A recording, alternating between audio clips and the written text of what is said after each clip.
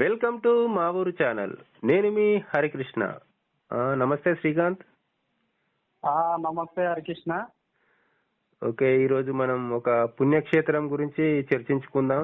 ఆ పుణ్యక్షేత్రం ఏదో కాదు, కేదార్నాథ్ ఆలయం.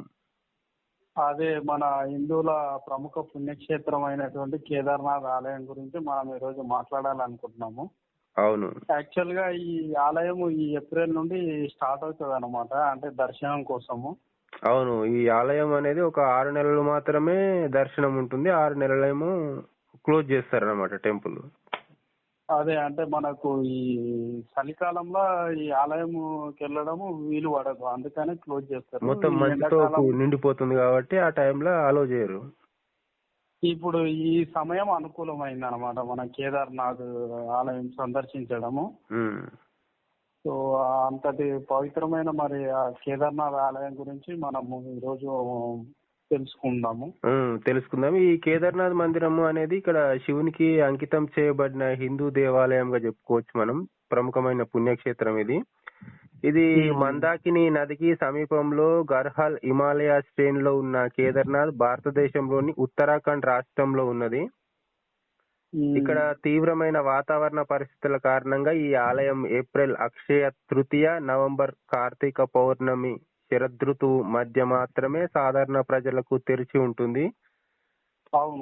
ఈ శీతాకాలంలో ఈ కేదార్నాథ్ ఆలయం నుండి దేవతా విగ్రహాన్ని క్రిందికి తీసుకొని వచ్చి ఉక్రీమత్ ప్రదేశంలో తదుపరి 6 నెలల వరకు పూజలు నిర్వహిస్తారు.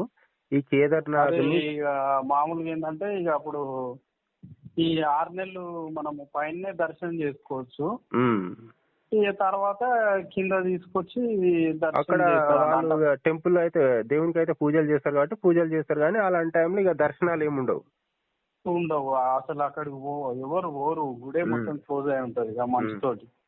అందుకని ఇక కింద దేవతలను మిగిలిన 6 నెలలు పూజలు నిర్వహిస్తుంటారు అనమాట. ఇక కేదార్నాథుని శివుని సజాతీయ రూపంలో చూస్తారు. ఈ ప్రాంతం చారిత్రక పేరు కేదార్ ఖండ్ ప్రభు. సరే, ఈ ఆలయానికి నేరుగా రోడ్డు మార్గం అయితే లేదు. ఇక్కడ గౌరీకుండ్ నుండి 22 కిలోమీటర్ల ఎత్తుకు కష్టమైన ప్రయాణం ద్వారా ఈ కేదార్నాథ్ ఆలయం చేరుకోవచ్చు. అలాగే చేరుకోలేని వారి కోసం ఇక్కడ డోలీ సేవ అందుబాటులో ఉంది. మళ్ళీ హిందూ ఇతిహాసాల ప్రకారం ఈ ఆలయం మొదట్లో పాండవులచే నిర్మించబడిందని, శివుని పవిత్ర హిందూ మందిరాలైన 12 జ్యోతిర్లింగాల్లో ఇది ఒకటి అని భక్తులు నమ్ముతారు. ఇక్కడ కేదార్నాథ్ లో తపస్సు చేయడం ద్వారా పాండవులు శివుని ప్రసన్నం చేసుకోవడం కోసం ఈ ఆలయం నిర్మించారని కూడా చెప్పుకోవచ్చు. అలాగే ఈ ఉత్తర హిమాలయాల చోట చార్ధీమ్ తీర్థానికి 4 ప్రధాన ప్రదేశాల్లో ఈ ఆలయం ఒకటి. ఈ ఆలయం 12 జ్యోతిర్లింగాల్లో కూడా ఈ ఆలయం ఎత్తైందని కూడా మనం చెప్పుకోవచ్చు. అవును, అది మొత్తం ఉండేది హిమాలయ పర్వతాలలో కాబట్టి కానీ 2013లో ఉత్తర భారతదేశంలో అనుకోకుండా సంభవించిన వరదల కారణంగా కేదార్నాథ్ ఆలయం సముదాయం చుట్టుప్రక్కల ప్రాంతాలు కేదార్నాథ్ పట్టణం విస్తృతంగా దెబ్బతిన్నాయి. కానీ ఆలయ నిర్మాణానికి పెద్దగా నష్టం జరగలేదు. 4 గోడలకు ఒక వైపున కొన్ని పగుళ్లు కాకుండా ఎత్తైన పర్వతాల నుంచి ప్రవేశించిన శిథిలాల వల్ల సంబంధించింది. ఈ ఆలయాన్ని వరదల నుండి పెద్ద రాతి శిథిలాల మధ్య రక్షించే అవరోధాలు పనిచేసింది. మార్కెట్ ప్రాంతంలోని పరిసర ప్రాంతాలు గాని ఇతర భవనాలుగా భారీ దెబ్బతిన్నాయని కూడా మనం చెప్పుకోవచ్చు. అక్కడ అప్పుడు ఘోరమైన వరదలు వచ్చినాయి 2013లో. అవును, అయితే ఆ వరదలకు ఆ కేదార్నాథ్ పట్టణము మార్కెట్ అంతా కొట్టుకుపోయింది, కానీ గుడికి ఏం కాలేదు. గుడికి అంత పవిత్రమైంది అని చెప్పుకోవచ్చు మనం. చాలా ఘోరంగా వచ్చినాయి 2013లో వరదలు. అప్పుడు అంటే ఎప్పుడు వస్తే కూడా చెప్పలేము. అందుకని యాత్ర చేయడం అనేది సాహసంతో కూడినదని చెప్పొచ్చు. అయితే ఇక్కడ మనకు మనం చెప్పినట్టు శివుడి ఇది స్థలం అంటారు అనమాట మనకు. ఇది యాక్చువల్ గా శివుడు ఉండేది అయితే మనకు హిమాలయాలలో ఉంటాడు.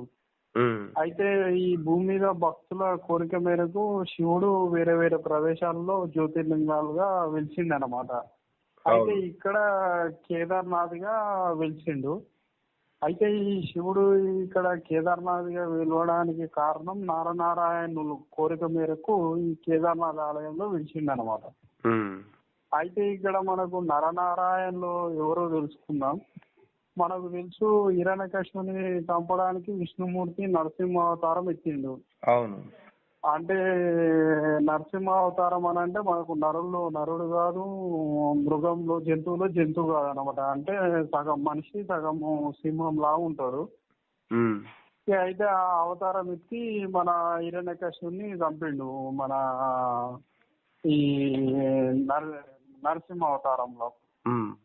అయితే ఈ చంపిన తర్వాత ఇంకా ఆయన కోపం ఇంకా చల్లారలేదు. ఇక మహా ఉగ్రరూపం ఉంటది కదా నరసింహ అవతారం అనేది. అవును.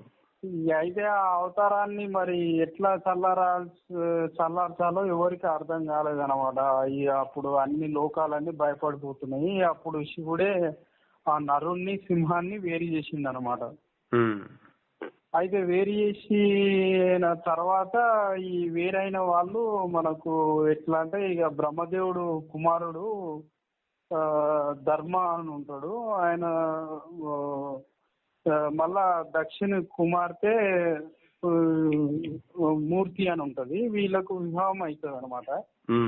అయితే వీళ్ళకు 4 సంతానము. వాళ్ళు హరి, కృష్ణ, నర మరియు నారాయణులు. అయితే ఇలా ఈ నర మరియు నారాయణ ఇద్దరు కౌల పిల్లలు అనమాట. అయితే ఈ నరనారాయణులు ఇక్కడ కౌల పిల్లలుగా జన్మిస్తారు అనమాట. అట్లా నరసింహ అవతారాన్ని నరనారాయణులుగా విడగొట్టి ఆ కోపాద్రిని తగ్గించి ఈ నరనారాయణులుగా పుట్టించాడు అనమాట. అయితే ఈ నరనారాయణులు తపస్సు చేయడం కోసం మనకు బద్రీనాథ్ ప్రాంతంలో తపస్సు చేస్తూ ఉంటారు అనమాట. ఈ బద్రీనాథ్ ప్రాంతం కూడా మనకు ఈ కేదార్నాథ్ కి 40 కిలోమీటర్ల దూరంలోనే ఉంటది. అయితే అప్పుడు ఈ నరనారాయణులు శివుణ్ణి ప్రార్థించి ఇక్కడ వెలిసేటట్టు చేసిర్రు కేదార్నాథ్ లో. అట్లా వీళ్ళు జ్యోతిర్లింగము అక్కడ కేదార్నాథ్ లో ఏర్పడడానికి నరనారాయణులు తపస్సు చేసి అక్కడ శివుడు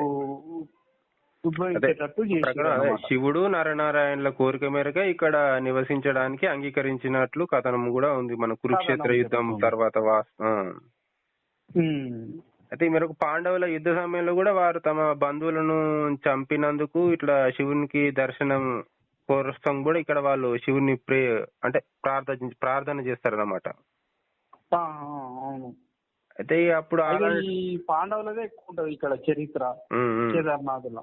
అంటే ఇప్పుడు అక్కడ యుద్ధంలో అంటే అందరిని చంపినారు కాబట్టి వాళ్ళకు పాపం గిట్లా వస్తది కదా, పాపం తీసేసుకోవడానికని శివుని దర్శించుకోవడం కోసం వాళ్ళు పూజలు చేస్తారనమాట. వచ్చారని అంటే అది ముందు గ్రహించిన శివుడు వారిని అంటే వాళ్ళని క్షమించడానికి ఇష్టపడక ఏంటంటే ఆయన ఒక ఎద్దుగా మారి కొండపై ఉన్న పశువుల మధ్య దాక్కున్నాడు అనమాట. అంటే శివుడు.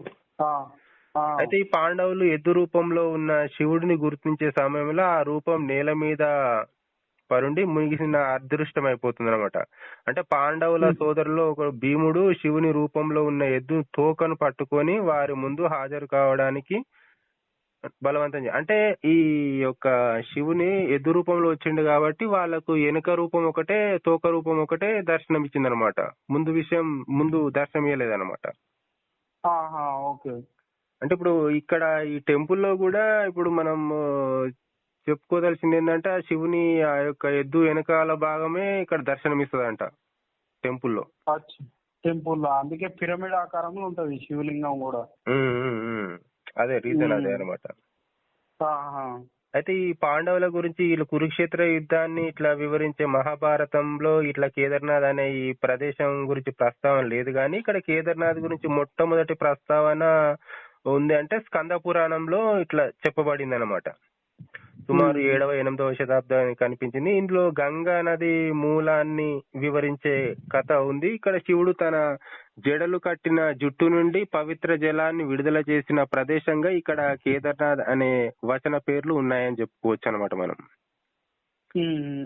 మానవ ఇట్లా సంక్షేప శంకర విజయ ఆధారంగా హిజియోగ్రఫీల ప్రకారం 8వ శతాబ్దపు తత్వవేత్త ఆదిశంకరాచార్యులు కేదార్నాథ్ వద్ద మరణించారు. అనంతగిరి, ప్రాచీన విజయ శంకర ఆధారంగా ఇతర హియోజ్రీలు అతను కంచిలో మరణించాడని పేర్కొన్నది. అంటే శంకరాచార్యుడు మరణించిన ప్రదేశాన్ని గుర్తించే స్మారక శిథిలాలు కూడా ఇక్కడ కేదార్నాథ్ లో ఉన్నాయని చెప్పుకోవచ్చు. అదే ఆదిశంకరాచార్యులు. ఈ ఇంకా ఇది పుణ్యక్షేత్రంగా ఉందని ఇక్కడ హదవాయిన మంత్రి. ఓకే, ఇక్కడ ఈ 5 దేవాలయాలు అంటే ఇప్పుడు కేదార్నాథ్ అధిష్టానం చిత్ర రూపంలో లింగం ఒక ఉంటదని కూడా చెప్పుకోవచ్చు.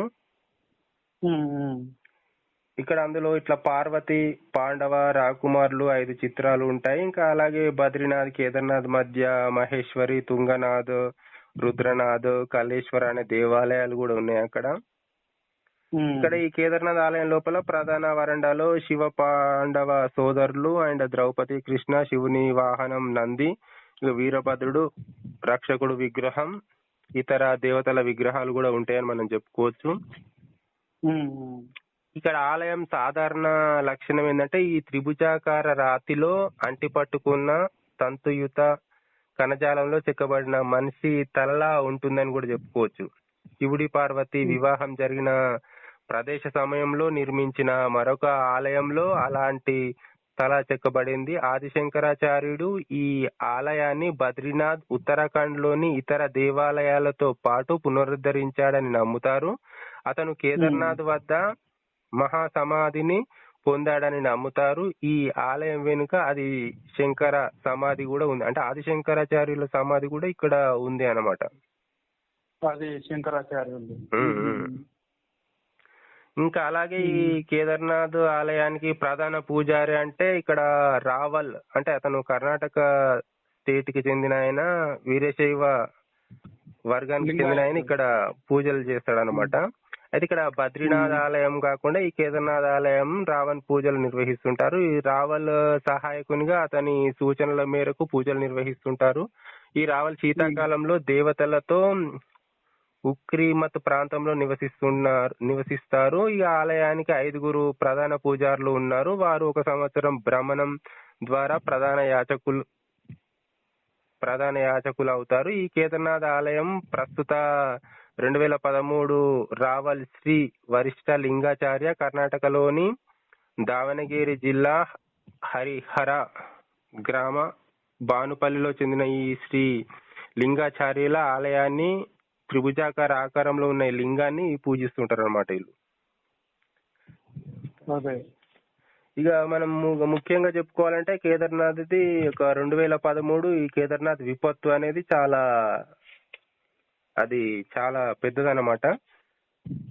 అయితే ఇక్కడ మనము మెయిన్ గా చెప్పాల్సింది ఉత్తరాఖండ్ రాష్ట్రము. ఈ ఉత్తరాఖండ్ రాష్ట్రంలో ఈ కేదార్నాథ్, బద్రీనాథ్ ఇవన్నీ ఉన్నాయన్నమాట. ఇక్కడ ఉత్తరాఖండ్ గురించి మనము చెప్పాలని అంటే ఈ ఉత్తరాఖండ్ అనేది ఉత్తరప్రదేశ్ నుండి విడిపోయి 27వ రాష్ట్రంగా 2000 సంవత్సరం నవంబర్ 9 ఏర్పడింది అనమాట. అంటే ఈ ఉత్తరప్రదేశ్ నుండి ఈ ఉత్తరాఖండ్ విడిపోయింది. అయితే ఈ ఉత్తరాఖండ్ నార్త్ సైడ్ చైనా ఉంటుంది, అంటే టిబెట్ చైనా ఆక్రమించింది. ఇంకా నేపాల్ దేశాలు ఉంటాయి ఈ ఉత్తరాఖండ్ కి. ఇక అయితే మరి ఉత్తరాఖండ్ కు మెయిన్ సరిహద్దులు అంటే హిమాలయ పర్వతాలు, మొత్తం హిమాలయ పర్వతాలే ఉంటాయి అనమాట. ఉత్తరాఖండ్ చాలా అందంగా ఉంటది. అయితే గంగా, యమున నదులు ఈ ఉత్తరాఖండ్ లోనే హిమాలయ పర్వతాల్లో పుట్టినాయి అనమాట. ఇవి ఎన్నో ఉపనదులకు ఆధారం అయ్యాయి అనమాట. ఈ గంగా, యమున నదులు అనమాట. ఈ గంగా, యమున నదుల నుండి ఎన్నో నదులు పుట్టినాయి మళ్ళీ. అయితే మనము చెప్పినట్టు బద్రీనాథ్, కేదార్నాథ్ కాకుండా ఇక్కడ హరిద్వార్, రిషికేశ్ కూడా ఇక్కడనే ఉంటాయి అనమాట. ఓకే.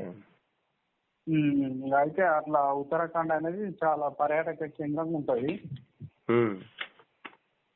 ఇక కేదార్నాథ్ వెళ్ళడం అనేది కొద్దిగా కష్టంగానే ఉంటది, చాలా కష్టంగా. ఎందుకంటే ఇక్కడ ఏమంటారు, ప్రాణాలు అరిచేతిలో పెట్టుకొని పోవాల్సి ఉంటది, అంత అట్లుంటది జర్నీ. అవునవును. కానీ ఒకవేళ కొందరు ఇక్కడ ఈ టెంపుల్ కి వెళ్ళి మధ్యలో ఏమైనా చనిపోయినా వాళ్ళకు డైరెక్ట్ పుణ్యమే అంట. ఇక అయినా చనిపోయినా గానీ వాళ్ళు దొరకరు. అంటే ఆ కొండలు మంచు కొండలు అంటే మామూలు కొండలు కాదు, ఒక కిలోమీటర్ ఎత్తుల కొండలు ఉంటాయి అక్కడ. ఇక కొండలలో పడితే వాళ్ళను మా శవాలను తీయడం కూడా అసాధ్యం అన్నమాట. అందుకనే అంత కష్టమైన యాత్ర ఇది. అదే ఇట్లా అదే గౌలిగొండ అంటే కాలిబాట్న ఇక అక్కడికి ఎలాంటి సౌకర్యం లేదు. ఒక 14 కిలోమీటర్ల పొడవున ఈ మార్గం, అంటే కొందరుగా 14 కిలోమీటర్లు వెళ్ళాలంట అక్కడికి వెళ్ళి. అంటే మామూలుగా అక్కడ రోడ్ సౌకర్యం ఏం లేదు, ఓన్లీ 14 కిలోమీటర్లు వెళ్ళడానికి లేదు. వెళ్తే హెలికాప్టర్, లేదంటే కాలి నడకన, లేదంటే డోలీ లేదంటే గుర్రం కూడా. అది అప్పుడప్పుడు ఇట్లా గుర్రాలు కూడా స్లిప్ అవుతాయి అన్నమాట. ఒక్కొక్క దగ్గర బాట అనేది సన్నగా ఉంటది, అటు లోయనే ఉంటది, ఇటు లోయనే ఉంటది. ఇక పడితే కథమే అనమాట. అంత అంత ఉంటది. ఇక గుడికి చేరాలంటే మాత్రం నడక ద్వారానే చేరగలము. కాకపోతే హెలికాప్టర్ ద్వారా కూడా చేరవచ్చు, ఖర్చుతో కూడుకున్నది. అయితే ఈ యాత్రకు మనకు 3 నుండి 4 రోజుల సమయం పడుతుంది కాలినడకన పోయే వాళ్ళకు. అవును. అయితే ఫస్ట్ ఏం చేయాలంటే మనము ఢిల్లీ వెళ్ళాలి. ఢిల్లీ నుండి కేదార్నాథ్కు 466 కిలోమీటర్లు ఉంటది. మళ్ళీ ఢిల్లీ నుండి హరిద్వార్ లేదా డెహ్రాడూన్ కి రైలు లేదా బస్సులో వెళ్ళొచ్చు. ఇక డెహ్రాడూన్ నుండి మాత్రం మనం గౌరీకుండకి చేరుకోవాలి. ఇక ఈ గౌరీకుండ నుండి మాత్రం కేదార్నాథ్కి రోడ్డు మార్గం ఉండదు అనమాట. నడుచుకుంటే ఇదే ఇక కష్టమైనది. దాదాపు 18 కిలోమీటర్లు నడుస్తూ వెళ్ళాలి. అట్నే ఇక గుర్రపు స్వారీలు ఉంటాయని మనం చెప్పినాము. కానీ ఒక విషయం గుర్తుంచుకోవాలి ఏంటంటే అక్కడ వాతావరణము ఎప్పుడు ఒకేలా ఉండదు. మనం ఇప్పుడు ఎండాకాలం పోతున్నామని అనుకుంటాం కానీ అక్కడ ఎండాకాలంలో కూడా వర్షాలు వస్తాయి. అది ఎప్పుడు ఎట్లుంటుందో మంచుతో కూడుకున్నది కాబట్టి మంచు కరగడం వల్ల కూడా అక్కడ అవుతుంటది. ఇప్పుడు వరదలు వస్తే ఒకటేసారి వస్తాయి, అంటే మామూలు వరదలు కాదు. ఇక అదే మనం 2013లో చూసినాము, అది భయంకరమైన వరదలు వచ్చినాయి. ఆ వరదలకి చాలా ప్రాణ ఆస్తి నష్టం జరిగింది అనమాట. ఇంకోటి ఇప్పుడు ఈ గర్భగుడి గురించి చెప్పుకోవాలనుకుంటే మనం ఈ కేదార్నాథ్ ఆలయంలో గర్భగుడి అనేది అందరూ ఊహించినట్లు ఇక్కడ శివలింగం ఉండదని చెప్పుకోవచ్చు మనం. కేవలం ఒక ఎద్దు వెనుక భాగంలా మాత్రమే కనిపిస్తుంది. దాన్నే భక్తులందరూ ఎంతో నిష్ఠతో పూజిస్తారు. దీన్ని వెనుక ఓ కథ ఉంది. కురుక్షేత్ర యుద్ధం ముగిసిన తర్వాత పాండవులు ఎంతో పశ్చాత్తాపంతో ఉంటారంట. అంటే ఆ యుద్ధంలో ఎందరినో హత్య చేసిరు కాబట్టి ఆ పాపం తమకు అంటకూడదని దాని నుంచి పాప విమోచనం కోసం శివుడిని దర్శించుకోవాలనుకుంటారు. ఈ ద్రౌపదితో కలిసి 5గురు హిమాలయాలకు బయలుదేరుతారు. ఎన్ని రోజులు కష్టించి గాలించిన శివ దర్శనం కాదు, చివరకు కేదార్నాథ్ లో ఉండే చోటుకు వస్తారనమాట. అయితే అక్కడ ఇక పాండవులు దర్శనం ఇవ్వడానికి శివుడు మనసొప్పదు, ఆయనకు కూడా మనసొప్పదు. దీంతో శివుడు ఒక ఎద్దులా మారిపోతాడు.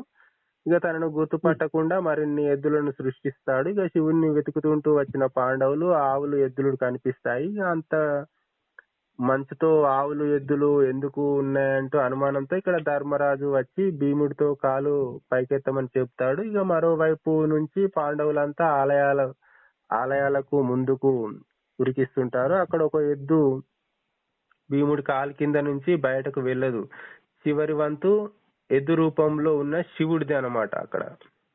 అంటే పాండవులు పాపం చేశారు కాబట్టి వారికి దర్శనం ఇవ్వడానికి శివునికి మనసు ఒప్పదు. ఇక తప్పనిసరి పరిస్థితుల్లో పాండవులకు కనిపించొద్దన్న ఉద్దేశంతో భీముడి కాళ్ళ కింద నుండి వెళ్ళలేడు కాబట్టి ఇక హఠాత్తుగా మంచులోకి దూసుకుపోతాడు అనమాట ఆయన ఎద్దు రూపంలో. సో పాండవులు గమనించి పట్టుకునేందుకు ప్రయత్నించగా ఎద్దు వెనుక భాగం మాత్రమే అందుతుంది వాళ్ళకి. అలాగే ధర్మరాజు చేతికి అంటిన మిగిలిన భాగమే ఇప్పుడు ఈ కేదార్నాథ్ లో కనిపిస్తున్న మంచులో కూరుకుపోయిన తల భాగం. ఇక్కడ హిమాలయ అవతలి వైపు అంటే ఈ కఠ్మండ్లో ప్రత్యక్షం అవుతుంది. అందుకే కేదార్నాథ్ లో దర్శనం తర్వాత నేపాల్ వెళ్లి కఠ్మండ్ పశుపతినాథ్ ఆలయాన్ని సందర్శించుకుంటే ఇంకా అద్భుతమని మనకు తెలుసుకోవచ్చు. అది ఎట్లయినా అది నేపాల్ సరిహద్దు ప్రాంతంలో ఉంటది, ఉత్తరాఖండ్. చాలా అందమైన ప్లేస్, మంచి పర్యాటకం. చూడడానికి ఎంత అందంగా ఉంటుందో అంత డేంజర్ ప్లేస్ కూడా ఇది అనేది. అంటే మనం మామూలుగా ఈ మన సైడ్ గుట్టలు చూస్తేనే మామూలు ఉంటాయి, ఆ గుట్టలు అట్లా కాదు. ఈ గుట్టల కంటే ఒక 2 3 పెద్దగా ఉంటాయి.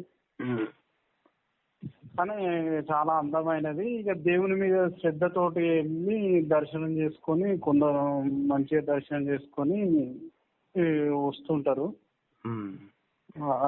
ఇక అట్లా. ఇంకోటి ఏంటంటే టెంపుల్ లా ఇప్పుడు ఈ క్లోజ్ చేసే ముందు ఒక జ్యోతిర్లింగం అనేది వెలిగిస్తారనమాట టెంపుల్లో. మళ్ళీ తర్వాత జ్యోతిర్లింగం మళ్ళీ ఓపెన్ చేసే వరకు కూడా అక్కడ జ్యోతిర్లింగం వెలుగుతూనే ఉంటదంట. అసలు అదైతే ఒక అద్భుతం అని చెప్పుకోవచ్చు అనమాట. ఎందుకంటే ఇప్పుడు 6 నెలలు మొత్తం క్లోజ్ చేసినప్పుడు అది మొత్తం టెంపుల్ అంతా ఏంటంటే మంచుతోటి మొత్తం నిండిపోతది. మంచి లోపల మొత్తం మీద ఏముండదు, అక్కడికి గాలి అవన్నీ ఏమి ఉండవు కదా. అయినా కూడా దీపం అనేది వెలుగుతూనే ఉంటది అనమాట మళ్ళీ 6 నెలల వరకు. ఇదైతే అద్భుతం అనే చెప్పుకోవచ్చు మనం. అంటే అంత దేవుని లీల అని కూడా చెప్పుకోవచ్చు. అదే మహిమ అనేది. అయితే మరి మనం కేదార్నాథ్ ఆలయం గురించి అయితే మనం మా ఊరు ఛానల్ తరఫున చెప్పాలనుకున్నది అదే. ఇక ఈ ఏప్రిల్ నుండే స్టార్ట్ అవుతుంది అనమాట ఈ కేదార్నాథ్ యాత్ర అనేది. ఇంకా ఇప్పుడు చాలా మంచి సీజను, చాలా మంది యాత్రికులు వెళ్తూనే ఉంటారు కేదార్నాథ్కి. సో అదే ఫ్రెండ్స్, మనం మా ఊరు ఛానల్ తరఫున ఈ కేదార్నాథ్ మహాశివుడి గురించి మనం చెప్పాలనుకున్నది. Thanks for watching. Please share, subscribe, like మా ఊరు channel. Thank you so much.